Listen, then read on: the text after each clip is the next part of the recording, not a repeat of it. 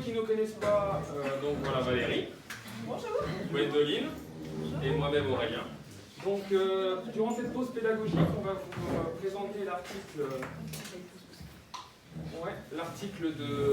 Donc, que nous avons choisi. Donc, quels sont les enjeux pédagogiques pour une formation entrepreneuriale fondée sur l'apprentissage par l'action. Les auteurs, donc, c'est Olga Bourachnikova et Caroline Merdinger-Wampler.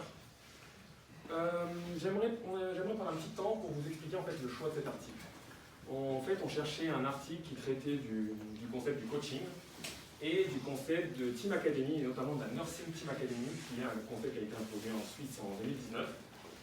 Et on est tombé sur cet article, donc, qui est sur le bachelor jeune entrepreneur à Strasbourg, qui utilise en fait le concept de Team Academy.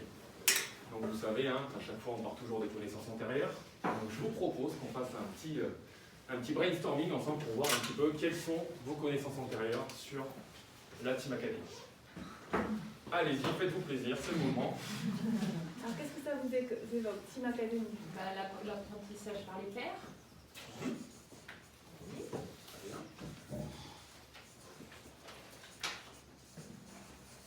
Quoi d'autre? L'esprit d'équipe. L'esprit d'équipe. Très intéressant.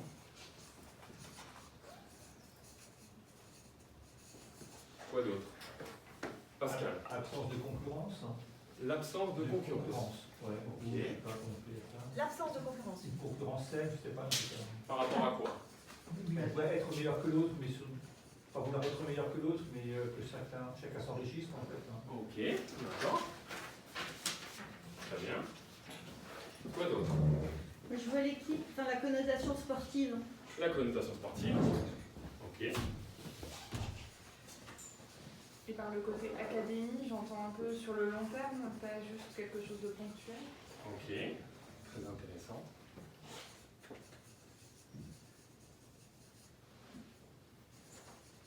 Répondre aux besoins identifiés et exprimés par les apprenants.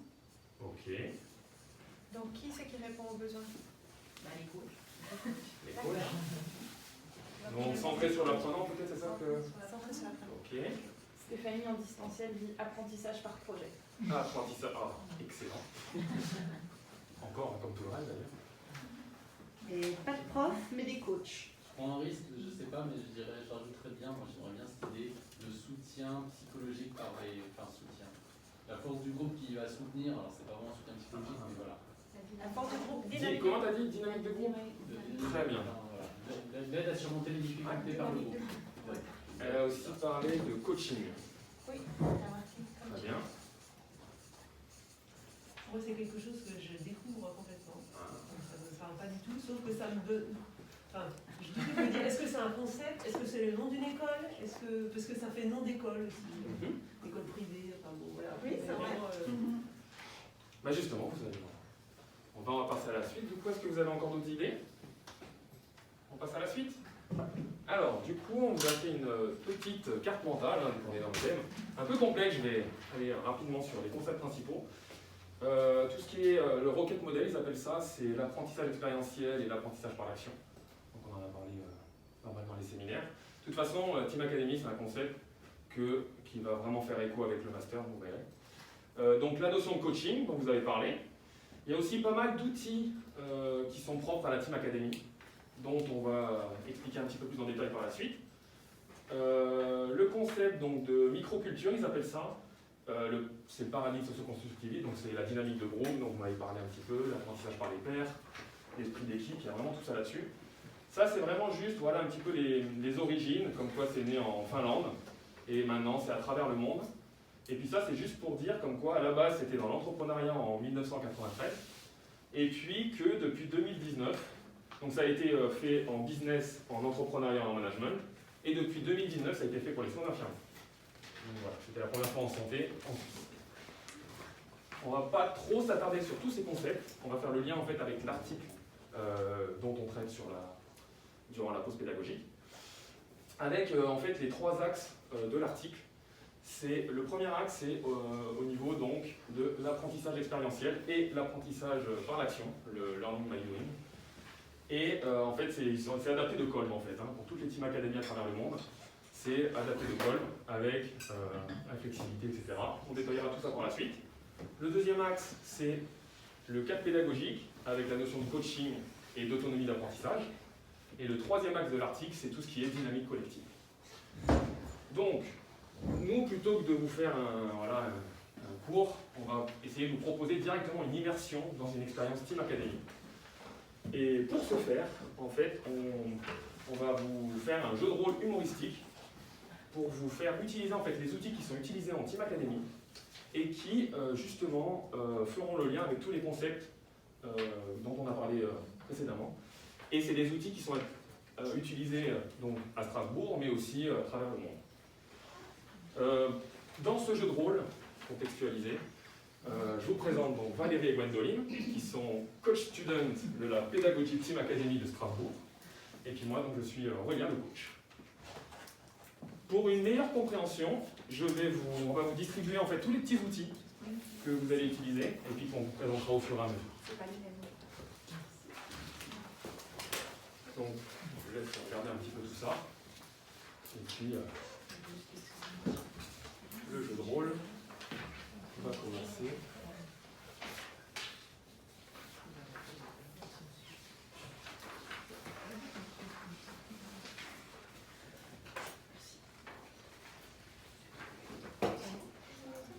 Il faut se faire passer d'un côté.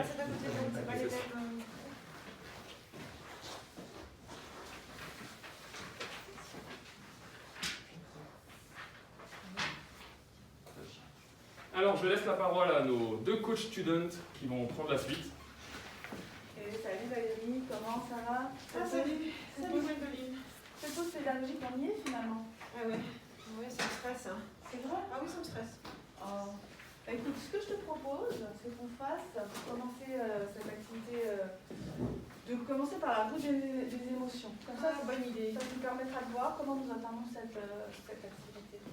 Alors écoute, moi je me sens plutôt heureuse, optimiste et puis un peu excitée de présenter ce nouveau concept de Team Academy à nos collègues du master.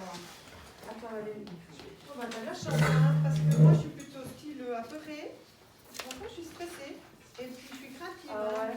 Ouais, j'ai un petit peu peur de comment ça va se dérouler cette chose académique pédagogique. Bah écoute Valérie, ce que je te propose, c'est qu'avant d'animer la roue des émotions avec nos camarades du master, on va faire le pré-Motorola. C'est un outil qui est utilisé en Team Academy. Le pré-Motorola, c'est là qu'on va parler de nos attentes envers notre équipe, Ouais. de ce que nous voulons apprendre, Aussi. c'est juste, et Oui. puis de ce qu'on va mettre en action. Ah, c'est nos objectifs. Ouais. Et nos objectifs, ouais, c'est ces quatre Bon, critères-là. bah, allons-y alors. Donc on va passer à la première partie du Motorola, qui sont nos attentes. Moi, ce que j'aimerais, c'est qu'en faisant cette roue des émotions avec nos collègues, c'est qu'on aille un peu plus loin qu'un tour de table et qu'on favorise un sentiment d'empathie les uns envers les autres de chaque membre du groupe. Oui, tu as raison, hein. Effectivement, il faut qu'on dégage des émotions intenses. Ouais. Imagine s'il y a quelqu'un qui arrive en colère parce qu'il n'a pas pu parquer son auto dans le parking et puis qui nous met en branle tout le cours. Ouais. Ou bien quelqu'un qui est triste parce qu'il y a eu un événement triste dans sa famille, ça risque de modifier beaucoup la dynamique de groupe. Recevoir les émotions de chacun permet d'influer vraiment sur la dynamique d'équipe. Ouais, c'est clair. Mais en même temps, il va falloir développer notre posture de coach. C'est quoi être un coach en fait? On va recevoir toutes ces émotions. Ouais. Est-ce qu'on va en faire quelque chose? On va les mettre à plat, on va juste écouter en fait. Oui, on va les écouter et puis voir ce qu'il en sort. Et coach, est-ce que c'est juste? Est-ce qu'on est bien là avec nos attentes? Mais On est écoutez, bien dans le coach? ouais, vous avez bien décrit vos attentes, alors continuez. Hein. Bah, merci. Alors on va passer maintenant à la deuxième partie du pré-Motorola, qui est ce que nous voulons apprendre. À quoi ça sert? Moi je me disais, peut-être que ça ne sert pas à grand chose, mais peut-être que ça servira juste à nous comprendre un peu mieux, à nous connaître un petit peu mieux. Oui, c'est sûr. C'est sûr, et puis ça va faire un lien avec le processus d'apprentissage. Hein. Quand on sait que 30% de l'apprentissage passe par les émotions, c'est vraiment important de connaître les émotions de chacun. Ouais, et puis je me posais une autre question, je me disais, mais que faire de toutes ces émotions? Et puis vraiment, est-ce qu'il faut vraiment en faire quelque chose? peut-être pas nécessairement, mais par exemple, tu te rappelles la fois où ton fils il était malade, toute la nuit il avait pleuré parce qu'il avait mal au dos, le matin quand il arrivait en cours, c'était hyper fatigué, franchement pas vraiment disponible pour faire un cours, pour prendre un cours. Et puis c'est vrai qu'une fois qu'on a fait la route des émotions, j'ai senti beaucoup de bienveillance de votre part, de compréhension. Et le fait d'avoir partagé cette terrible nuit, j'ai pu vraiment changer un peu mon état d'esprit. C'est comme si j'avais largué cette émotion. C'est juste, alors on est dans le coach, Ouais. c'est juste coach, c'est vraiment ça qu'on va essayer d'apprendre. Écoutez, moi je pense que c'est très bien, je vous laisse continuer. Nickel, si on est dans le coach, on peut continuer. Allez, troisième partie. Troisième partie du pré-Motorola qui est ce que nous voulons mettre en action pour cette journée. Moi je me disais peut-être que de livrer ou de se délivrer de toutes ces émotions, ça permettra peut-être aux gens d'être un peu plus disponibles au niveau mental, d'être un peu plus présents. Oui, t'as raison. Moi, je pense que ce qui serait bien, c'est de mettre une ambiance détendue, bienveillante, pour que chacun se sente en sécurité pour pouvoir livrer ses émotions. Ou pas. Ça dépend comment les gens se sentent. Hein. Alors, j'imagine que c'est à moi. Alors du coup, pas mal. Je pense que vous avez bien résumé ce que vous vouliez apprendre et mettre en action durant cette journée. Alors je vous laisse passer à la suite. Dernière partie, Et la dernière partie qui est nos objectifs.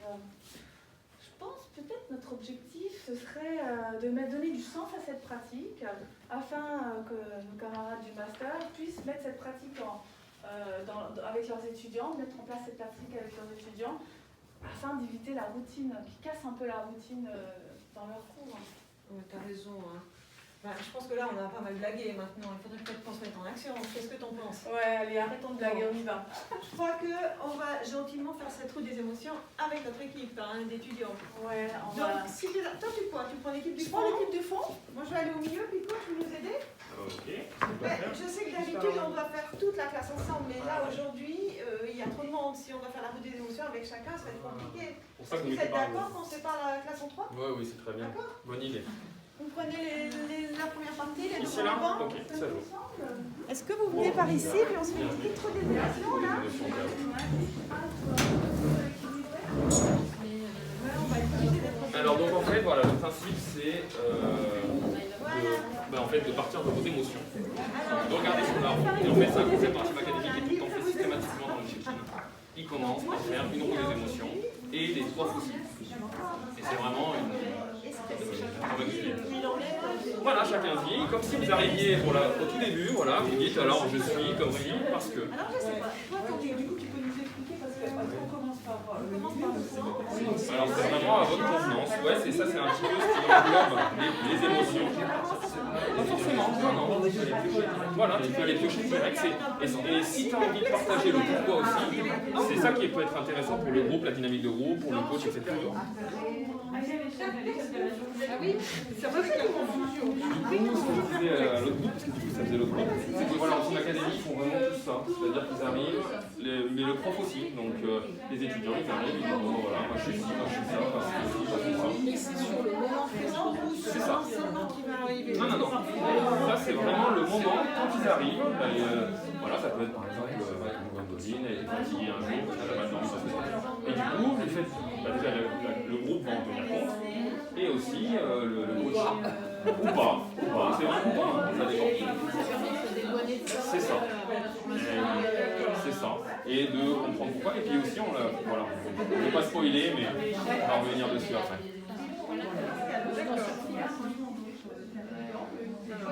Il faut les varier. Perplexe, vous l'avez dans le bloc. Dans le bloc clair, je ne vous ai pas donné la bonne.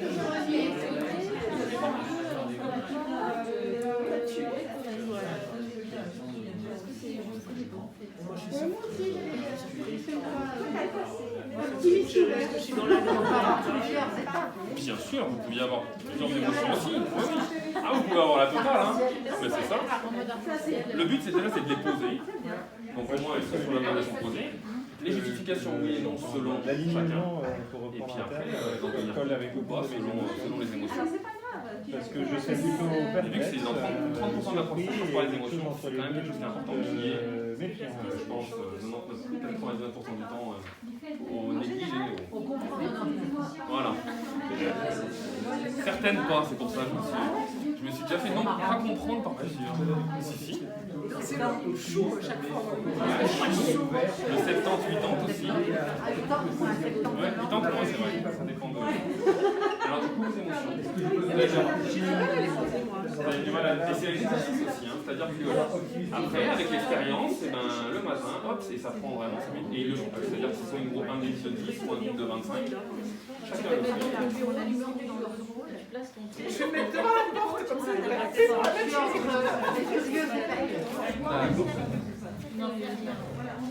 C'est le début, c'est normal. Il faudra le faire après. On verra. Oui, moi aussi, je cherchais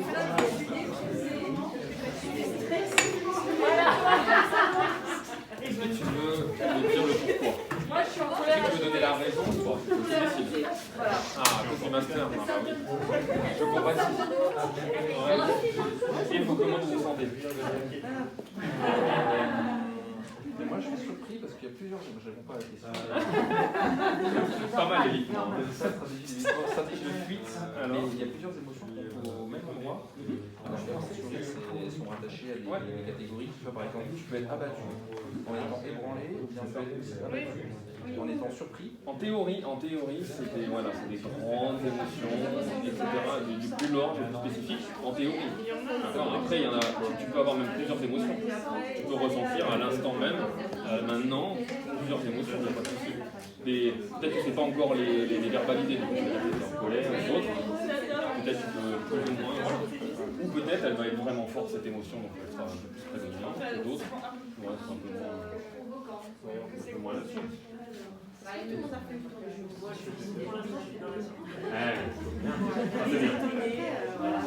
L'émotion, la verbalité, elle est posée. Elle est posée. On a bien quelque chose dessus et hop, et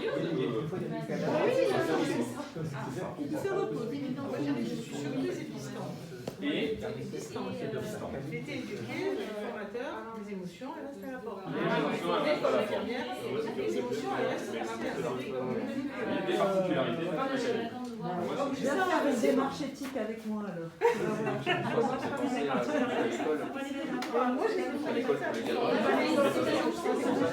Et tu verras qu'il y aura beaucoup qui va thésauriser.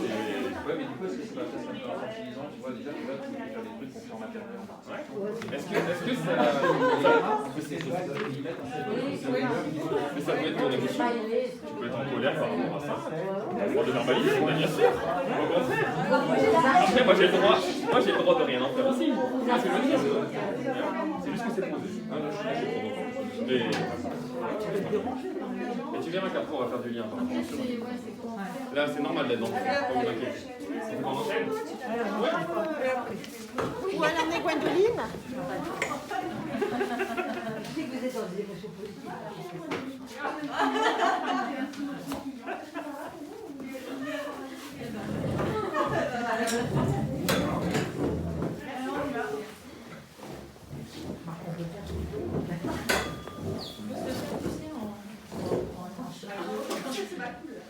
Ben voilà, tout le monde a fait la roue des émotions. On vous remercie grandement d'avoir fait cet exercice. Et puis ben là, on est à la première partie du cycle de Kolb, qui est vraiment pratiquée. Hein. Mettre un projet et faire une expérience concrète. Donc, coach, est-ce que vous arriveriez à afficher la première partie du cycle de Kolb pour qu'on voit comment on l'a fait? C'est pratiqué, c'est ça? C'est ça, c'est la On va la mettre tout en haut, si vous êtes Tout en haut? d'accord. Oui.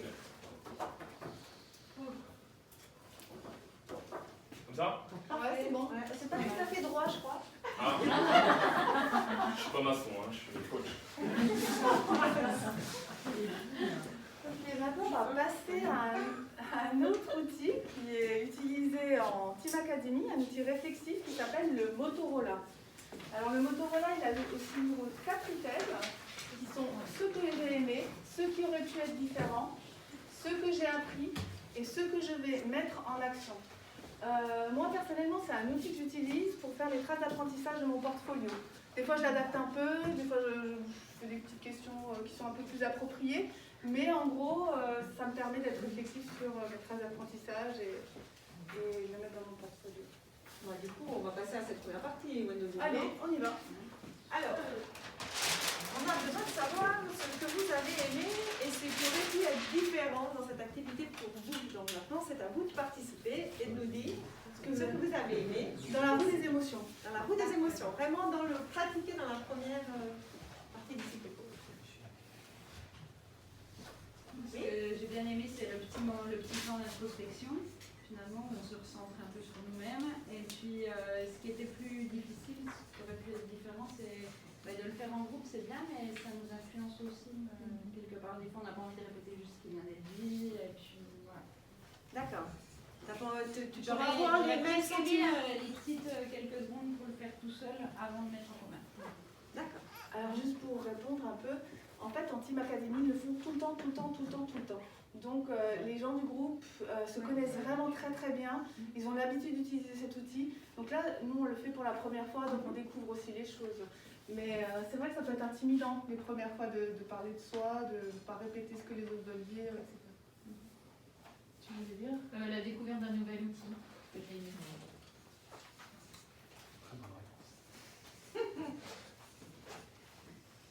Est-ce qu'il y en a d'autres qui ont envie de s'exprimer? Oui. Bah, pour une fois, l'outil était facile à prendre en main et à comprendre. Ça, c'est l'utilisation. Facile d'utilisation, c'était appréciable. Vous pouvez aussi nous dire si vous n'avez pas aimé quelque chose, hein, vous avez le droit. Tu le sais très bien. Oui. Moi j'ai bien aimé qu'on échange sur nos émotions. J'aime bien. Bien aimé l'échange d'émotions. C'est pour tout le monde la même chose? Il y a des gens qui ont encore envie de s'exprimer? Oui. Ce que j'apprécie, c'est d'associer des ressentis, enfin, des émotions avec des codes couleurs. C'est plutôt sympa, c'est très visuel. Par contre, ce qui m'a manqué, moi, c'est que je fais toujours trouver le lien entre les émotions qui sont mises au centre et puis les items, Oui. comme la tristesse et puis être désespéré, ou désolé, coupable. Voilà, j'ai eu un peu de mal. Un peu comme Yannick en fait, hein, quand on a fait, Oui, on a trouvé le suivi. Est-ce qu'il y a d'autres personnes qui aiment s'exprimer? Oui. Ce qui aurait pu être différent, c'est le bruit, parce qu'en fait, j'entendais pas mes collègues de mon groupe. Je suis d'accord avec toi, moi, ça m'a aussi gênée parce que j'arrive pas à me mettre dedans parce qu'il y avait trop de bruit. C'est pour ça que normalement ça se fait dans une classe et puis chacun s'exprime l'un après l'autre et il n'y a pas ce bruit qu'on a eu là aujourd'hui. Oui. Je ne sais pas quelle était la consigne habituellement dans l'utilisation en routine, mais moi j'aurais bien proposé c'était possible d'en prendre deux par exemple. Je ne vois pas forcément d'antagonisme entre être déprimé et jaloux par exemple, voilà, mais de pouvoir, des fois les émotions se croisent et se chevauchent. Je peux le dire que ça se croise et que ça se chevauche. Ouais. Je crois qu'il ne faut pas être rigide, il faut partir d'une émotion au centre et puis après être ouvert.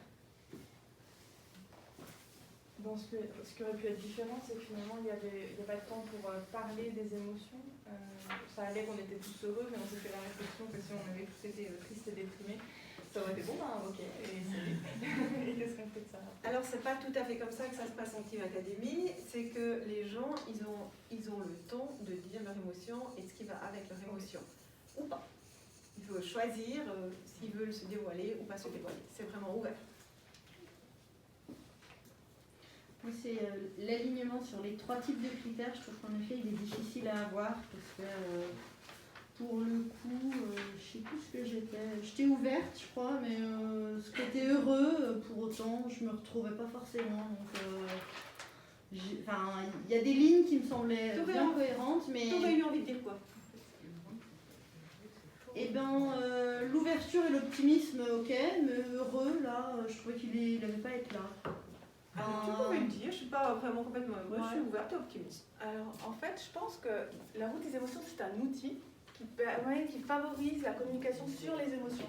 Mais par contre, la roue, le tour de table, il est complètement libre. On peut s'exprimer sur l'émotion de la façon dont on a envie. Finalement, si quelqu'un ne se lui parle pas, il n'est pas obligé de le prendre.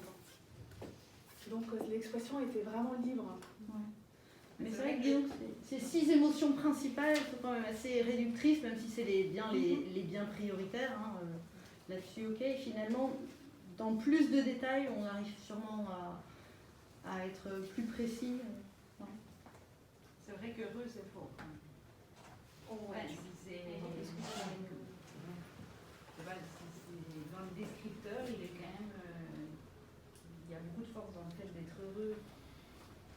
qu'on a peur Finalement, c'est est-ce qu'on a l'émotion. peur d'être heureux? Est-ce qu'on peut pas se le permettre à travers ça en fait? Oui, mais des fois ça définit pas complètement. Enfin, ouais. Non, heureux, il y a très heureux, moyennement heureux, voilà. C'est peut-être une émotion qu'on a peur de dégager et de dire ouais, je suis heureuse. Puis si je peux me permettre aussi, vous n'êtes pas obligé de prendre les premières. Vous mettez celles que vous voulez, une seule, aucune, 3, 4. Vous pouvez partager ou pas, mais c'est vrai que souvent, Team Academy, ils partagent, ils expliquent le pourquoi du comment quand il y a quelque chose de particulier. C'est là que c'est intéressant pour la dynamique de groupe. Bon, bah là, ce qu'on vient de faire, ce qu'on a aimé et ce qu'on aurait pu être différent, c'est l'analyse. Hein. Donc, c'est la deuxième étape du cycle de Kolb que j'ai affiché. Faut que j'affiche. Voilà. On a eu une attitude réflexive sur ce qu'on a mis en pratique. Où est-ce que je mets? Au deuxième, s'il vous plaît. Dans la boucle, Ah, la boucle. la suite, la flèche. Ok, je vous. Ben, on va passer à la troisième partie du Motorola, qui est ce que j'ai appris. Alors, ce que vous avez appris. Qu'est-ce que vous avez appris? Estelle, tu voulais dire? Ah, mais qui se pousse en fait. Non, parce que je fais pour la caméra. Tu regardes? Moi, ce que j'ai appris, c'est que je ne sais pas, donc j'étais en retard et je n'ai pas vu est-ce que vous avez posé les règles du dialogue au début ou pas. Mais en tout cas, dans notre groupe, il y avait une franchise en fait exprimée sur ces émotions assez ouvertement en fait. Et même à un moment donné, quand il y avait une. Oui, mais je ne veux pas répéter par exemple. C'est-à-dire qu'il y a une conscience de pourquoi je dis les choses et ce que je dis par rapport à moi ou par rapport à ce que les autres disent. C'est-à-dire que, voilà, ce que j'ai appris, c'est que le niveau de confiance dans ce groupe est déjà super élevé. Quoi. Voilà. Merci beaucoup pour ça. Merci. Il y a d'autres personnes qui veulent s'exprimer sur ce que j'ai appris. Bon, on apprend de l'état d'esprit des autres à l'instant T, et ça c'est quand même intéressant. On ne se dit pas à longueur de journée ce qu'on ressent. Et sur notre état d'esprit, on n'apprend pas. Pardon? Tu dis on apprend sur l'état d'esprit des autres, et sur notre état d'esprit, on n'apprend pas. Si aussi. Oui, Pascal. Puis ça va un peu plus loin que d'aller juste énoncer une émotion. Alors on essaye un petit peu de la caractériser un peu plus. Et je trouve ça intéressant. Merci. Personnellement.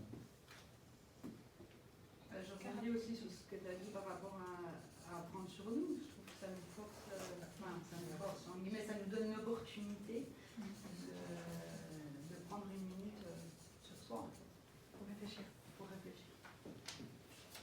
C'est un temps de réflexion sur soi. Donc merci. Hein. Oui. Pardon, vas-y, Méline. On peut du coup faire le tour assez rapidement finalement aussi. Ça nous a pas pris beaucoup de temps de faire le tour de notre vie, ça a été très vite. Oui, ça peut être très succinct, mais en même temps, ça nous donne des informations sur l'état d'esprit de l'autre. Comment le prendre en considération pour la suite de la journée. Ok, je crois qu'on arrive un peu au bout des... Voilà, bah là, dans ce que j'ai appris, on est dans la troisième partie du cycle de Kolb, qui est généralisé, hein, mettre en pratique de façon abstraite. Hein. Comment mettre en pratique de façon abstraite. J'imagine que je l'affiche totalement. Ouais. Et puis, maintenant, on va passer à la dernière partie du Motorola, la quatrième partie, c'est ce que je vais mettre en action. En fait, qu'est-ce que vous pensez, comment vous pensez que vos émotions, vous allez pouvoir les utiliser dans vos lieux de pratique? Est-ce que vous pensez que ces émotions vont être utilisables, cette façon de mettre en avant ces émotions? Oui, moi je fais déjà un petit peu ça avec mes élèves, mais là, du coup, ça me fait réfléchir comment je pourrais encore l'utiliser un peu plus. Parce que pour l'instant, je le fais surtout en tout début de formation. Et là, je me dis que par exemple, au retour du premier stage, je vais leur proposer ça. Pour voir justement comment ils se sont sentis à travers ce stage, qui est souvent justement générateur de beaucoup d'émotions. Et puis leur demander ce qu'ils ont aimé, ce qui aurait pu être différent, ce qu'ils ont appris et qu'est-ce qui se pose comme objectif pour la suite. Du coup, là, tu voudrais utiliser le Motorola. Avec la roue des émotions. Avec la roue des Les deux émotions, voilà. Ça ensemble. peut être un prétexte pour démarrer une séance d'exploitation de stage. Et que chacun s'exprime sur ce qu'il a vécu pendant ce premier stage. Est-ce que vous... oui. Moi, j'utilise beaucoup la démarche éthique de Cécile Beaulier et Véronique Grandjean, qui sont deux Belges. Et en fait, la première étape, c'est le récit et les acteurs du récit. Et la deuxième étape, c'est les émotions et les jugements spontanés. Donc, on doit passer par cette étape avant d'élaborer des scénarios. Et on est toujours face à des situations complexes. C'est une démarche éthique sur des situations complexes. Donc, on traverse d'abord cette étape des émotions. Alors, c'est vrai que d'avoir la roue, c'est peut-être aussi pas mal parce que souvent, les personnes ont déjà des difficultés. Je rebondis sur ce que tu disais tout à l'heure. Ont des difficultés à parler de leur jugement spontané, de leurs émotions. Parce qu'ils ont tendance à revenir sur lui il a fait ça, et puis à revenir sur des faits, soit de l'autre, soit de soi-même, mais pas à parler en jeu. Et là, ça donne des idées d'émotions, et puis finalement une autorisation d'être en colère, révolté, surpris, énervé, chagriné, vulnérable, enfin, tout ça. Voilà, ça donne un outil peut-être que je pourrais utiliser. Pour les nommer et les exprimer. Voilà, pour les nommer.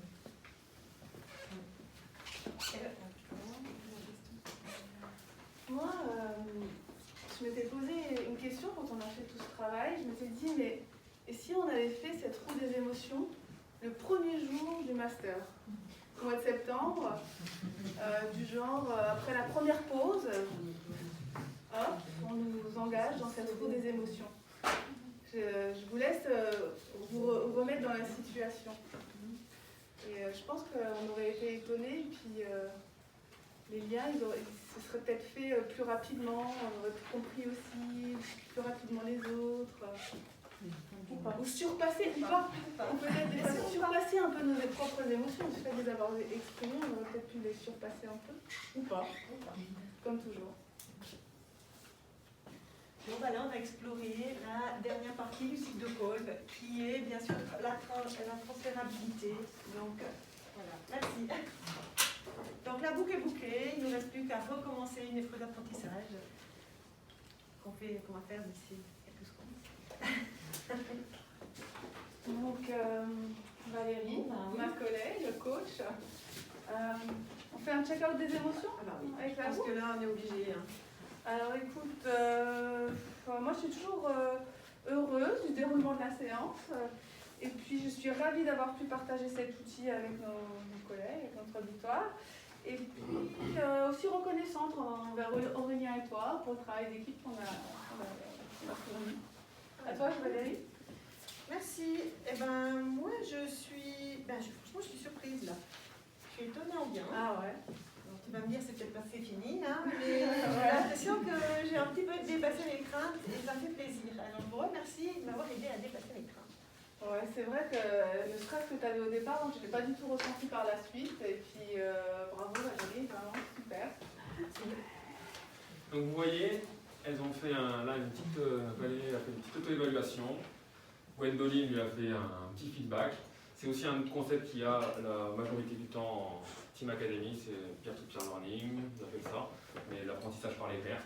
C'est pour ça que ça fait beaucoup de résonance avec un petit peu tout ce qu'on apprend au master. Et du coup, c'est quelque chose sur lequel on voulait aussi vous sensibiliser, comme tous ces outils qu'il y a, qui sont présents en Team Academy. Déjà, on veut vous remercier pour votre participation, parce que c'est vrai que vous avez été une bonne place, hein, mais aussi remercier Valérie et Gwendoline, parce qu'elles ont su, je pense, maintenir un climat de sécurité, entre guillemets, de bienveillance, qui a permis justement l'expression d'un peu toutes ces émotions, que vous puissiez faire le Motorola et la roue des émotions ensemble.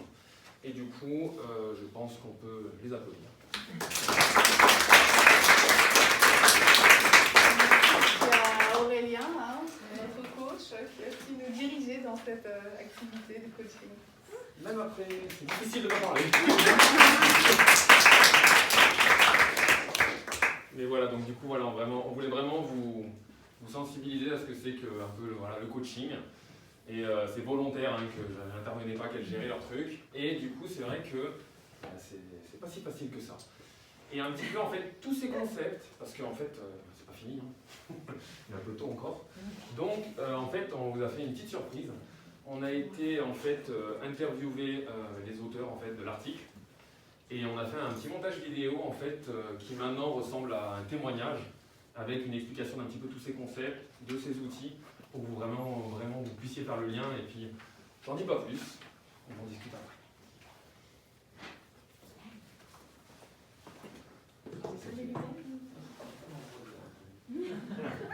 En espérant que ça marche. C'est sympa le balai, hein.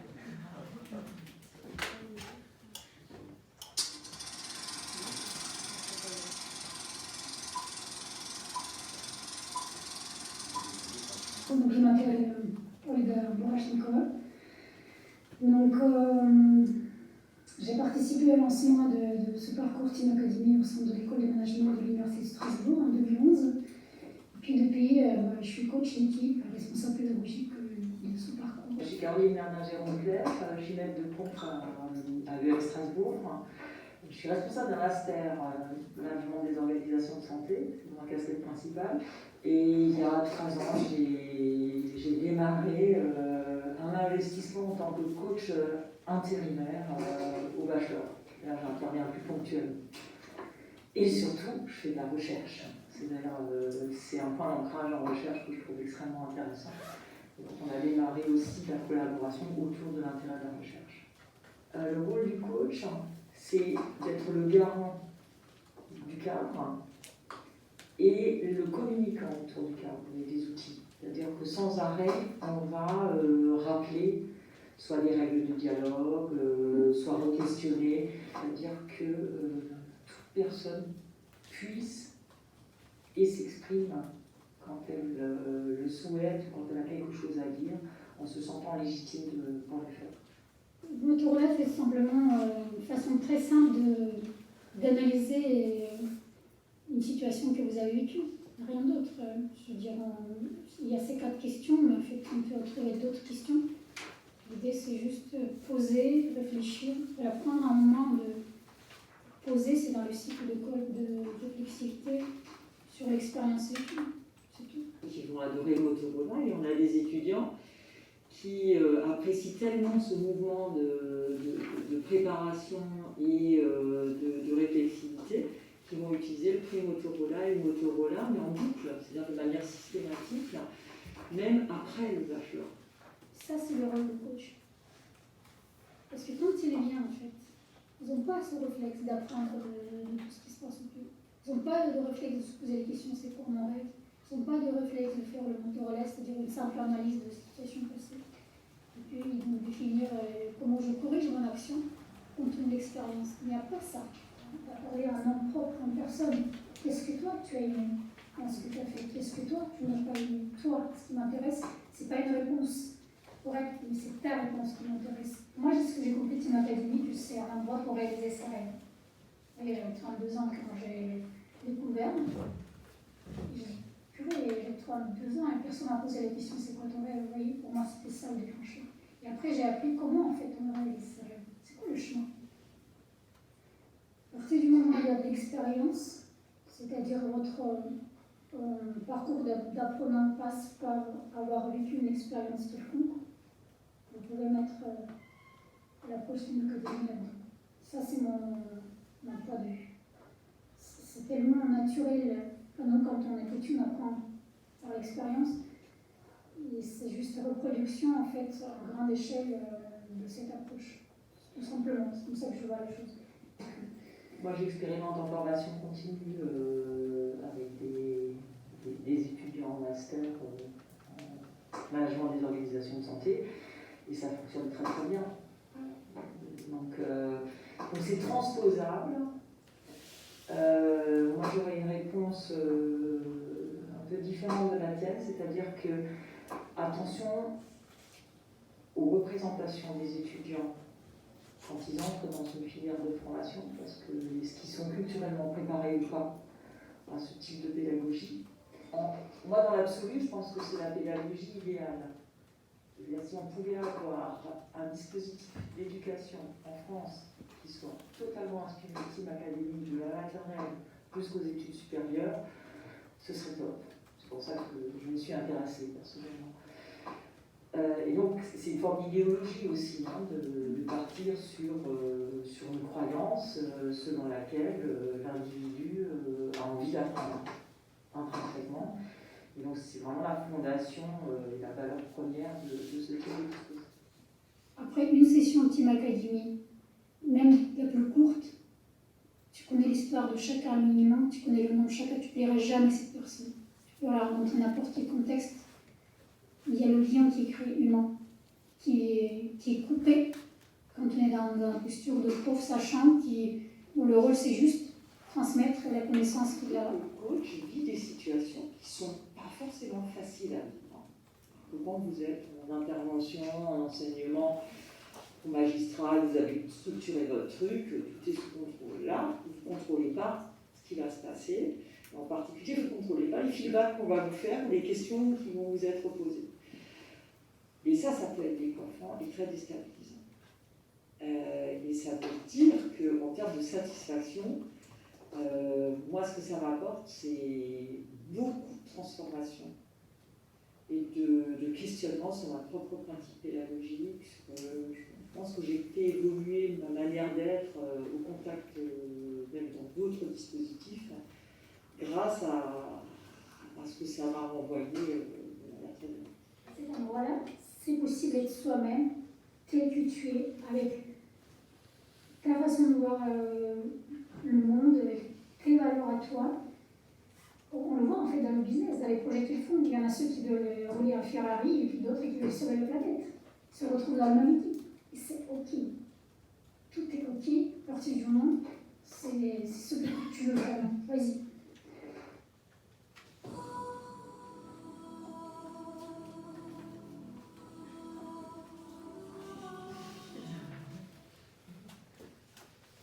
Ça fait un peu mystique tout ça.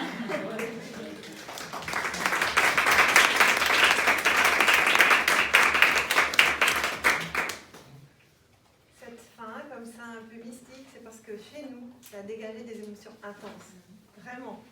Et je remercie Olga qui est là et qui nous a donné le privilège de pouvoir discuter avec elle et d'échanger parce que franchement, ça a été un grand moment au niveau émotionnel et surtout au niveau de compréhension de ce qui est une team académique quelconque. Et la manière d'enseigner qui n'est plus un enseignement mais un coaching. Et ça vraiment, ça donne envie. Voilà. Merci beaucoup.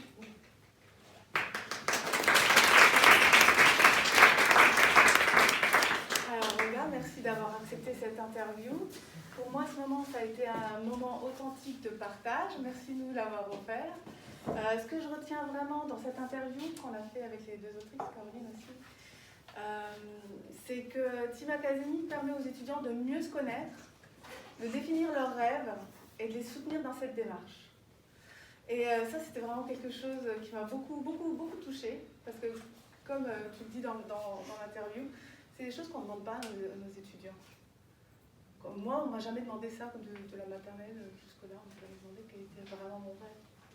Alors merci beaucoup pour cet échange. Bon, moi aussi, je vous remercie. C'est vrai que moi j'expérimente déjà ça à la Nursing Team Academy en Suisse. Donc ça m'a vraiment permis de voir que en fait, c'est vraiment transposable, que ce soit en entrepreneuriat, en soins infirmiers. Là, il y a une nouvelle qui vient de sortir en social. Et c'est vraiment un dispositif qui, avec le master, on fait du lien avec quasiment tous les séminaires, que ce soit l'approche par compétences, parce que c'est fondamentalement, c'est l'apprentissage. Tu me disais tout à l'heure que c'était ce qu'on apprenait quand on était petit en primaire, mais c'est ça, c'est la grande échelle, comme elle le dit Olga. Et c'est vrai que, donc moi ça m'a fait en tout cas beaucoup d'émotions, et puis j'ai beaucoup grandi dans ma tête aussi. Donc voilà. Donc voilà, je ne sais pas si vous avez des questions ou des remarques, et si vous avez des questions pour l'auteur qui est là, n'hésitez pas, parce que ça compte en plus. Une question que j'ai eue sur la question que je me pose, c'est. Moi, ça m'a énormément parlé, cette histoire, parce que c'est vraiment le problème que je rencontre actuellement. Avec les étudiants, ça marche plutôt bien, mais dans mon équipe. Et je me dis qu'il y a des critères d'évaluation qui nous permettraient de mesurer la progression dans cette cohésion d'équipe de groupe,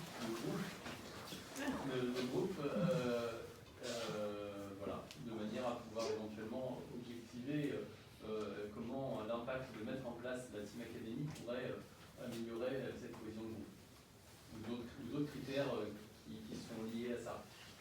C'est vrai que c'est dès le début qu'il faut, voilà, au niveau des représentations, parce que forcément, ils sortent du lycée, toute leur vie, ils ont eu pas du tout le travail scolaire qu'on a actuellement.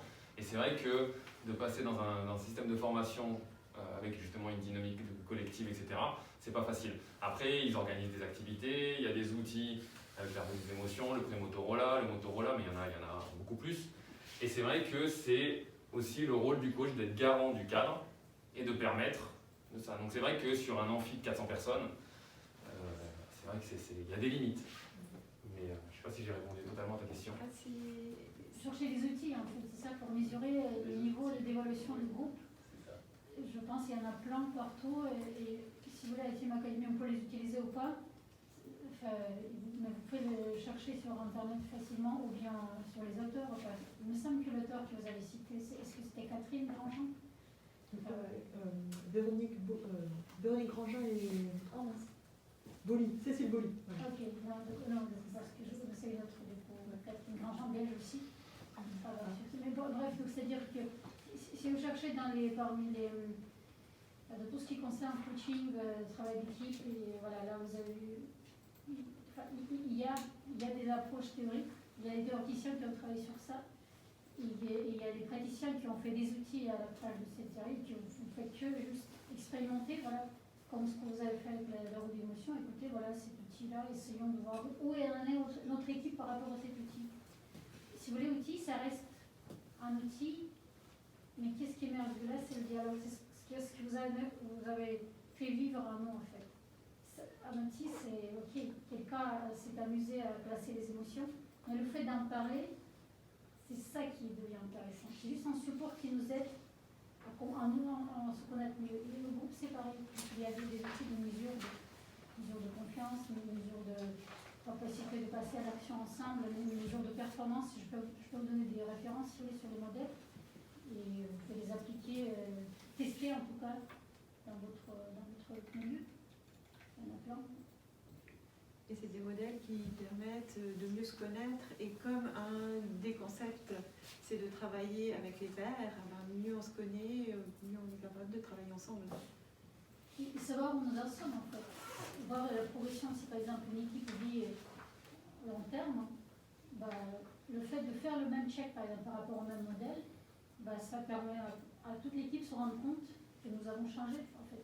Nos relations ont changé, et notre capacité par exemple productive ou efficace a changé. Ou il y a autre chose qui a changé, ça me permet de faire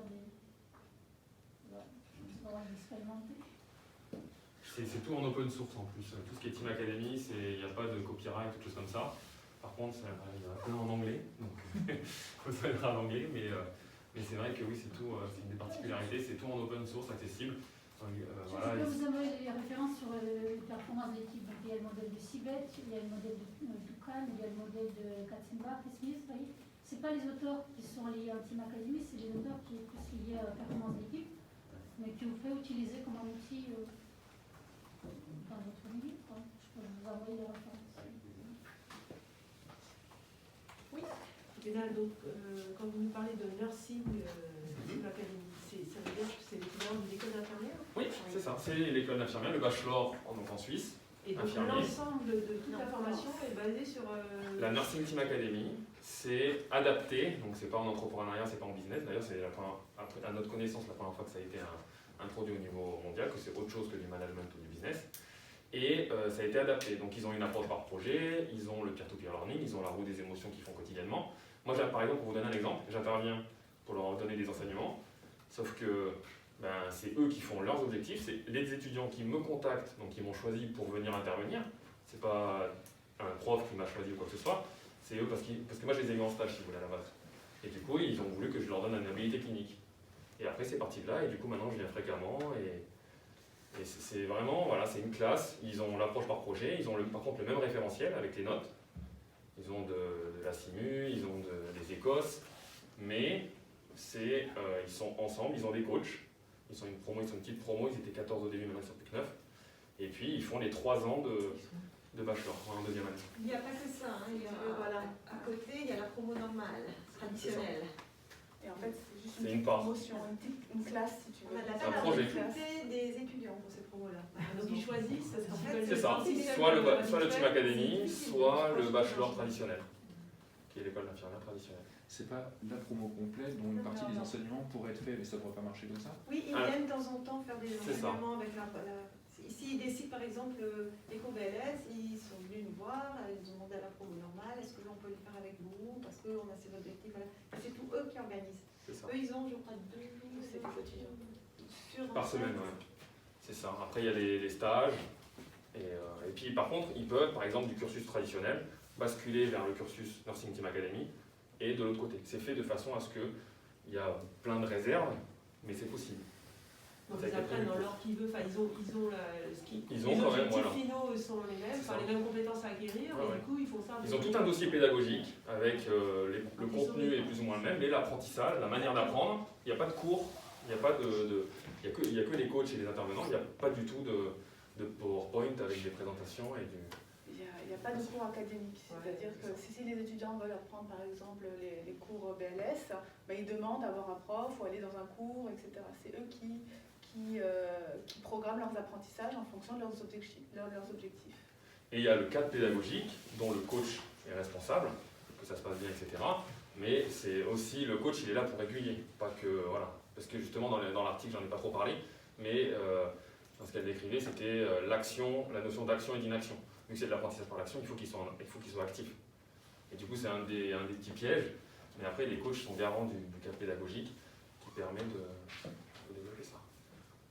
C'est une expérience actuellement. Il y a les 2 volets qui sont partis. La première, ils ont commencé à 14, ils sont 9. Et la deuxième volée, ils sont partis à 10 et ils viennent de partir. Et ils ont laissé partir une deuxième volée encore en expérience cette année, mais l'année prochaine, il y a au minimum 15 élèves qui s'inscrivent. Ça ne partira pas. Parce que ça fait peur aux élèves, en fait. D'être autonome et de s'occuper eux-mêmes de leur apprentissage, ça fait peur, mais c'est souvent des élèves qui sont en échec dans d'autres cursus qui se projettent là. Et puis, moi, le constat empirique que j'avais fait, ce qui a fait que je m'intéressais à ça, c'est que quand je les ai eus en stage, j'ai vu une différence énorme pour des premières années entre les étudiants de la Nursing Team Academy en stage et les étudiants du cursus traditionnel au niveau autonomie d'apprentissage, l'approche par projet. Pour vous donner un exemple, ils ont fait un projet que nous, ça faisait 4 ans qu'on était en train le carnet de traumatologie, qu'on était en train de rédiger, et en fait, ils sont venus en 5 jours de projet, ils nous ont pondu le truc, et puis maintenant, on peut le publier. Parce qu'ils s'y sont mis en totale autonomie, ils ont juste fait un pré-Motorola et un Motorola à la fin de chaque séance. Chaque journée, ils avaient une journée par semaine. Et puis, le résultat était là. Du coup, c'est là où j'ai dit, ça m'intéresse. C'est surprenant. Voilà, c'est surprenant comme ils sont en avance sur les autres élèves. C'est vraiment surprenant. Par exemple, dans les cours BLS, moi j'avais 2 élèves de la Team Academy, c'était incroyable. Pas du tout le même. Excusez-moi, mais pourquoi vous dites que c'est surprenant? C'est évident. Oui, c'est évident. Ça devrait. Mais ils sont intéressés. C'est plus qu'évident. Parce non, mais il y a un tel écart. La façon, le regard qu'on pose bien sur sûr. eux est différent, donc ils se développent différemment. Mais moi, je ne savais pas, parce qu'ils font partie de la Team Academy en l'occurrence. Oui, non, mais j'avais tant d'étudiants et je ne savais pas, et c'est après la journée que j'ai passée avec eux que j'ai su qu'ils venaient de la Team Academy.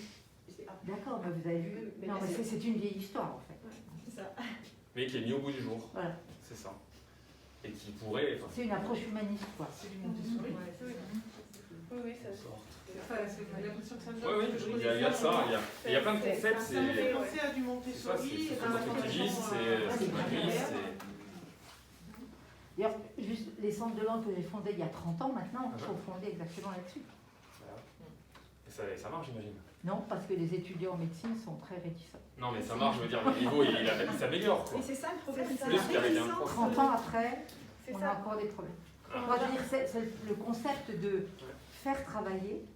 Hein? Moi, je dis toujours que les profs sont fatigués parce qu'ils travaillent trop. Il faut juste qu'ils fassent travailler les élèves. C'est la bascule à faire. Hein? Bah oui. Et c'est ça. Oui, allez-y, faites. On est là, on est garant, mais allez-y. Mais c'est ça qui est difficile quand tout un cursus scolaire, il y a eu l'enseignant, les étudiants, et qu'on leur a donné du savoir. C'est pour ça que je dis que c'est pas surprenant dans la mesure où on enferme les gens dans notre savoir, dans nos discours, etc. Et pour ça, moi, je vous conseille la lecture d'un vieux bouquin aussi, de Jacques Rancière, qui s'appelle Le Maître ignorant. Et je vous assure que c'est ça. Le maître ignorant, c'est-à-dire le maître qui ne se pose pas comme celui qui sait, qui est ignorant, mais qui fait apprendre. Et ça, c'est très difficile. Beaucoup plus que le transmettre. Oui, Ouais. La pensée que ça m'amène, c'est qu'on développerait beaucoup, peut-être par moins de mal-être chez nos enseignants. Ma femme est enseignante, et puis j'ai plein de patients qui sont enseignants.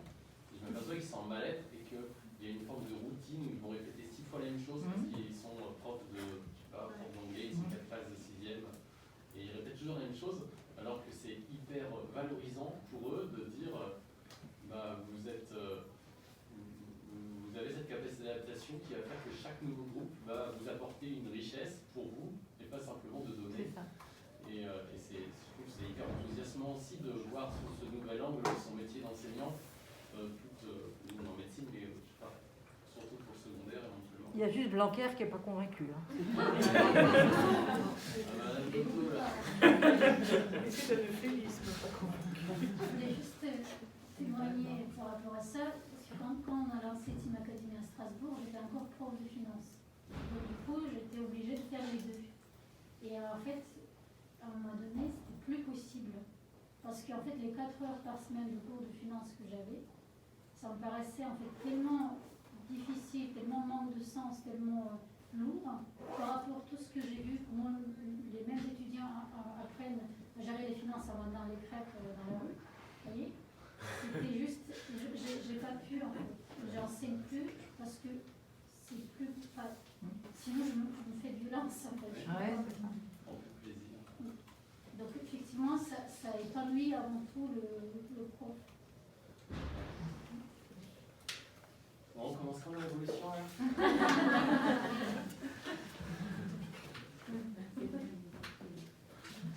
Moi je me questionne sur cette promotion là qui a diminué. Est-ce que vous avez des éléments? Qu'est-ce qui fait qu'ils sont passés de 14 à 9? On a posé la question justement. J'ai eu malheureusement une entrevue d'1 heure et quart, ça a dû se raccourcir en 6 minutes. Mais c'est parce que justement c'est la différence entre le lycée et passer à une formation comme celle-là. En fait, on ne peut pas y être qu'à moitié dedans. Soit on est en all-in, soit on n'y est pas et on part. En gros, c'est ça parce que les étudiants, avec la dynamique de groupe, ils ne peuvent pas rester passifs, ils ne peuvent pas ne pas être intéressés, etc. C'est ce qui fait qu'ils sont obligés de partir. Après, c'est ce qui fait qu'après, le noyau qui reste, c'est juste fantastique. Puis, je pense qu'au départ, c'est très désécurisant quand pendant 20 ans, on t'a appris à être là, à pas trop bouger, à rester sur ta chaise, à écouter, à prendre des notes, à gratter. Et tout d'un coup, tu te retrouves en cercle à faire la roue des émotions. Les premières fois, ça doit être assez déstabilisant, à te demander mais qu'est-ce que tu veux faire? Quel est ton rêve? Je pense que ça doit être assez déstabilisant. Il doit y avoir un grand vide qui se crée. Est-ce qu'on vous a déjà demandé c'est quoi votre rêve? Ah oui. C'est vrai que souvent tous les jours. Non, pendant votre collège. Moi, on l'avait jamais demandé perso. Il y a des gens qui font ça dans l'orientation, par exemple. Qui font les bons. Dans certains endroits. Au Canada surtout. Ah oui. En France, moi. Mais ce qui est vrai, c'est que la plupart des étudiants. Ce serait la ça ton rêve.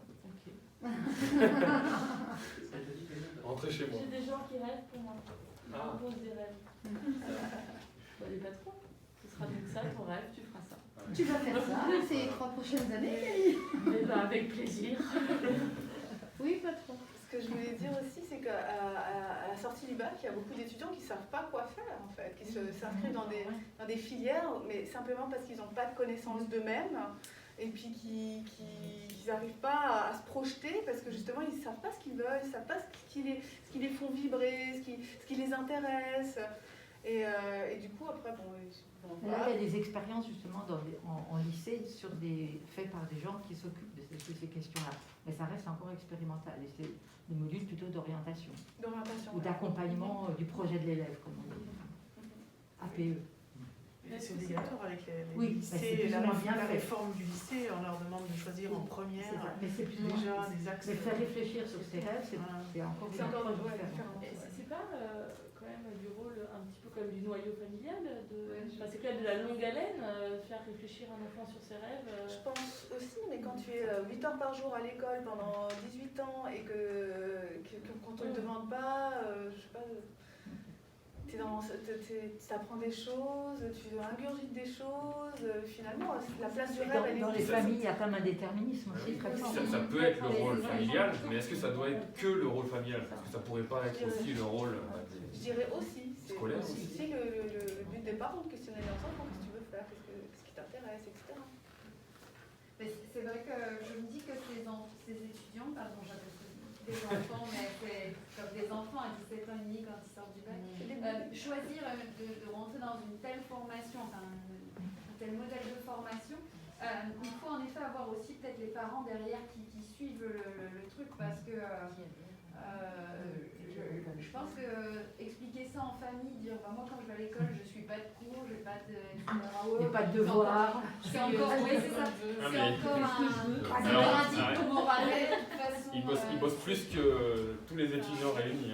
Ils bossent comme nous au master. C'est ce qu'on vit un peu ici. Mais ça, c'est les représentations de nouveau. Oui, bien sûr, mais si on ne travaille pas là-dessus, je pense qu'il y a double engagement pour l'étudiant à se lancer là-dedans. C'est-à-dire, je passe outre les recommandations parentales. Mais après, il y a des chiffres. Tu sais combien c'est. Après, il y a des chiffres. Par exemple, en Finlande, ils ont fait des études. Il y a 91% qui sortent du diplôme, ils ont du job. Donc il y a 9% de chômage entre guillemets dans les 2 ans. Et il y en a plus de 50% qui ouvrent une entreprise, donc ils deviennent patrons. C'est en entrepreneuriat parce qu'il n'y a pas dans les autres. Dans les 2 ans. Et qui est pérenne à 4 ans. Donc ça veut dire qu'ils montrent quelque chose qui va marcher au moins sur les 4 ans à venir. Et puis justement en entrepreneuriat, en tout cas dans pas mal de pays, ils travaillent, ils montent des vrais projets avec le learning by doing. Et en fait, avec les bénéfices, ça leur permet de faire des voyages scolaires. Donc ils partent faire sur des projets, des choses comme ça, et puis ils gèrent leur business. Mais quand on voit en France que certaines écoles primaires, pas de bol, la nôtre est comme ça, il y a des notes. Moi, mon fils, il s'excuse d'avoir 14,5. Je lui dis, waouh, mais c'est génial! T'as une marge de progression qui est top, parce que le reste du temps, il a 19,5, donc ça n'a pas de sens, en fait, ça va rien dire. Sur 20, c'est idiot, quoi. Et du coup, je me dis, voilà, sauter là-dedans, c'est une sacrée étape pour eux. Pour eux, exactement.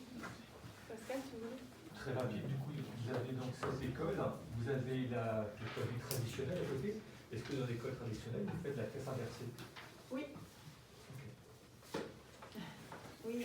Comment provoquer le changement dans votre institution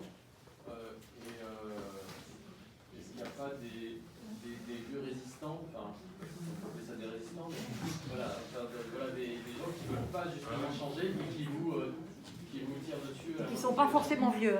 Voilà.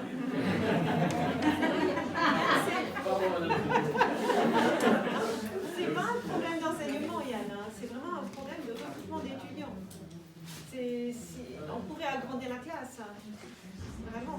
C'était fait le projet. Et le problème, mais maintenant, on essaie de faire de la pub, vraiment beaucoup de marketing pour essayer de recruter des jeunes qui soient motivés à faire cela. En fait, si tu veux, le projet, il part d'en haut, c'est-à-dire qu'il y a un doctorant qui a vu ça, que c'était génial, qui est devenu coach, etc., qui a proposé le projet. Il y a des millions qui ont été... Des millions, je sais pas, en tout cas beaucoup d'argent qui a été débloqué pour pouvoir expérimenter la Nursing Team Academy. En fait, à la base, c'est parti de la Team Academy en économie. En Suisse, ils ont ouvert ça en 2017. Et ça a bien marché, c'est du feu de Dieu, etc. Ils sont formés, ils ont été en Finlande, etc. Et ils ont introduit ça donc en nursing en 2019 et maintenant en 2021 en social. Parce que c'est ça, je veux dire, par rapport à ce qu'on fait au master, c'est... Vous voyez ce que je veux dire, c'est évident que ça devrait marcher. Après, il y a des contraintes, c'est vrai, il faut des étudiants. Ouais, mais ça marche parce que c'est des volontaires, comme nous on est des volontaires. Bah oui, c'est ça, marche. C'est intrinsèque. Sélection. Non, c'est Vous vrai. disiez, et l'année prochaine, comme on n'a pas assez de volontaires, l'année prochaine, on passe en Team Academy, parce que tous les enseignants sont prêts à ça. C'est ça, mais rien n'empêche de mettre une partie de ces concepts, plutôt que comme ce qu'on apprend au master, plutôt que de donner un cours magistral, voilà, de mettre des petites parties, typiquement la roue des émotions, vous l'avez dit, c'est un outil qui prend 3 minutes. Le fait de leur présenter le pré-Motorola et le Motorola, peut-être qu'ils s'en serviront jamais, mais c'est des outils, voilà, il y en a plein d'autres, mais c'est des petites choses qu'on peut, à notre échelle, mettre en place. Et c'était surtout ça le but, en fait. Parce que c'est sûr que, surtout en France, en Suisse, c'est un peu différent, on va dire, mais en France, c'est vrai que, Olga peut le témoigner, ça a été difficile de mettre en place ça, et puis voilà. Un point ensemble, c'est un autre sujet que vous abordez au final. Comment faire la question que vous posez, comment introduire une innovation assez radicale, plus radicale dans le système tel qu'il est. Bon, c'est ça la question en fait. Et puis il y a différents chemins et différentes précautions à voir. C'est effectivement une très longue discussion. Par contre, vous allez le repartager ensemble. Moi, je pense que les choses vont arriver petit à petit parce que, pour exemple, j'ai une amie qui est praticienne formatrice qui avait entendu parler de la Nursing Team Academy et puis elle me disait mais c'est n'importe quoi, tu te rends compte, ils n'ont plus de cours académiques, ils vont même pas voir l'anatomie ni rien. Et puis finalement, elle a eu une étudiante en stage qui avait des outils à elle, qui avait développé ses propres outils pour le raisonnement clinique et des choses comme ça. Elle a été bluffée. Et maintenant elle conçoit, elle adhère totalement à la Nursing Team Academy, quoi. Et je pense que les représentations, elles vont se casser comme ça. Ça vient par la base. Par la base, petit à petit.